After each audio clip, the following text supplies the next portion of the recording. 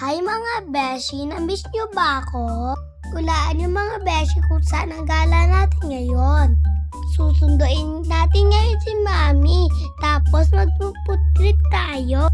Oops, kailangan mag-helmet para hindi ma-checkpoint. At nandito na po kami sa may festival mall. Nasaan na po kaya si Mami? Nasa likod ko lang po pala si Mami. Nagtatago pa. At pumunta na po pala kami sa may first cravings ko. Ang tawag po pala dito ay Dubai Chewy Pistachio.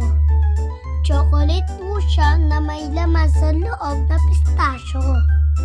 Buksan na natin mga beshi, natatakam na ako. First bite.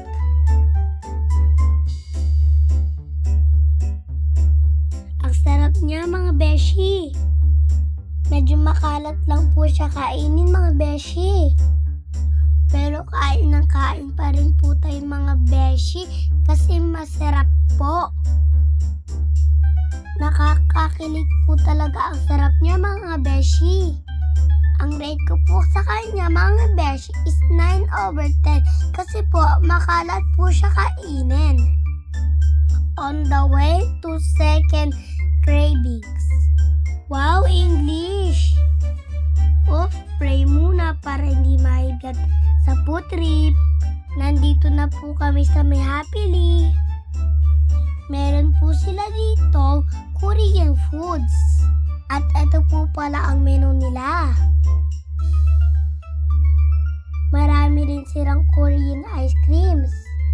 Maganda at malinis po ang store nila. Happily baka naman.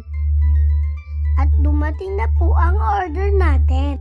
Kimchi jjigae, Korean gimbap, egg roll na may dahon, at jjajangmyeon. First bite sa egg roll.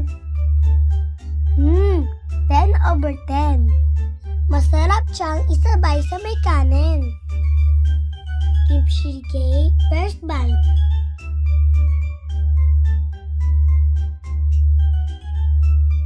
Nine over 10 mga beshi.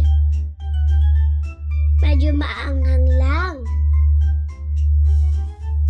Hindi pala medyo, sobrang hangang pala. Next naman, Korean gimbap. First bite. 8/10. Masarap siya pero medyo malamig. Next naman, jjajangmyeon.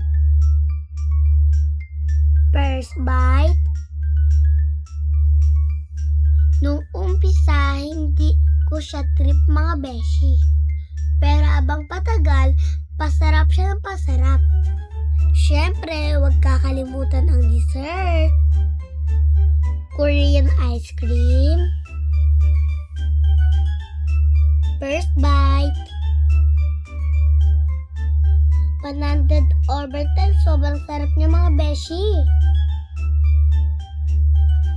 Mura lang ang food nila mga beshi pero masasarap. Nakatulog po pala ako sa kabusugan. Kaya kailangan natin ng pangpagising. Starbucks baka naman. Starbucks pink drink. 10/10. Lasang-lasa yung strawberry. Pauwi na kami nung nakita ko tong laruan na to. I-prank ko kayo mga pinsan ko gamit to.